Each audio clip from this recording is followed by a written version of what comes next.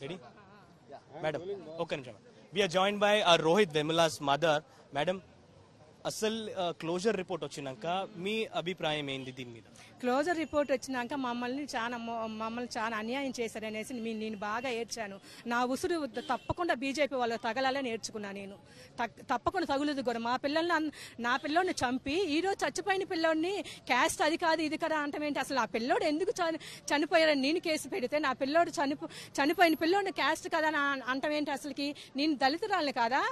నాకు పుట్టిన కొడుకు దళితుడు కాదా?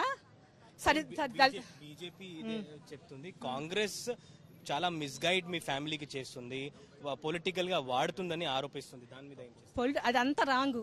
ఇది కూడా బీజేపీ వాళ్ళే చేస్తున్నారు ప్రచారం. ఎప్పుడు మాకు రాహుల్ గాంధీ గారు మా వెంటే ఉన్నారు, మాకు న్యాయం చేస్తానని చెప్పారు. ఇప్పుడు మేనిఫెస్టోలో కూడా మేనిఫెస్టోలో రోహిత్ వేముల యాక్ట్ తీసుకొస్తాడు. ఖచ్చితంగా న్యాయం చేస్తారు. కాంగ్రెస్ ప్రభుత్వం న్యాయం చేస్తుంది. మీరు సీఎం గారితో కలిసినారు, సీఎం ఏం చెప్పారు మీకు?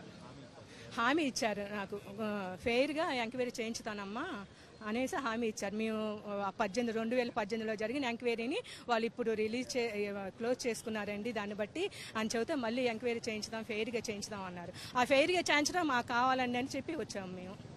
రాహుల్ గాంధీ గారు వచ్చినారు మీ కొడుకు చనిపోయిన అప్పుడు. ఇప్పుడు మీరు వెళ్ళి కలుస్తారా? ఆయనతో ఏం మాట్లాడుతున్నారు? డెఫినెట్గా కలుస్తాం మేము సార్ని. ఈ తెలంగాణను ఏపీలోకి వస్తున్నారు కదా, మేము తప్పకుండా వాళ్ళని కూడా కలుస్తాము. మా బాధ మేము చెప్పుకుంటాము. వాళ్ళు కూడా తప్పకుండా న్యాయం చేస్తారని మాకు గట్టి నమ్మకం. ఒక లాస్ట్ ప్రశ్న. బీఆర్ఎస్ ప్రభుత్వం ఇక్కడ స్టేట్ లో ఉండే స్టేట్ పోలీస్ బీఆర్ఎస్ ప్రభుత్వంలో లాస్ట్ ఫైనల్ రిపోర్ట్ తయారైంది.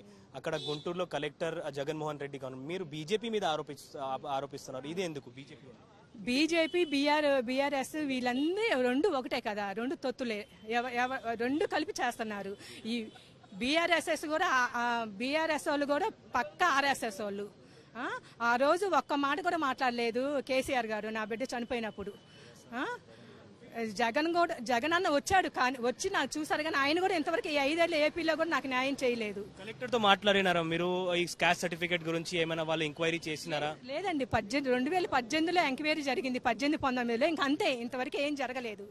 ఈ తప్పు క్లోజర్ రిపోర్ట్ లో వచ్చిన క్యాస్ట్ వేరేగా ఉందని ఇది తప్పు మీరు చెప్పారు. చాలా తప్పు, కావాలని వాళ్ళు చేస్తున్నారు. ఎందుకంటే ఈ ఎంక్వైరీ సరిగా పెడితే వాళ్ళందరూ అరెస్ట్ అవుతారు. నేను కేసు పెట్టిన వాళ్ళందరూ ఆ బీజేపీ నాయకులు, మళ్ళీ ఏమో స్మృతి ఇరానీ, బండారు దత్తాత్రేయ, వీళ్ళందరూ రామచంద్ర, వీళ్ళందరూ అరెస్ట్ అవుతారని వీళ్ళు కావాలని చేస్తున్నారు. కానీ తప్పకుండా నా ఉసురు తగులుద్దు వాళ్ళకి. ఎంక్వైరీ తప్పకుండా ఉంటది, నిజమే బయటకు వస్తుంది.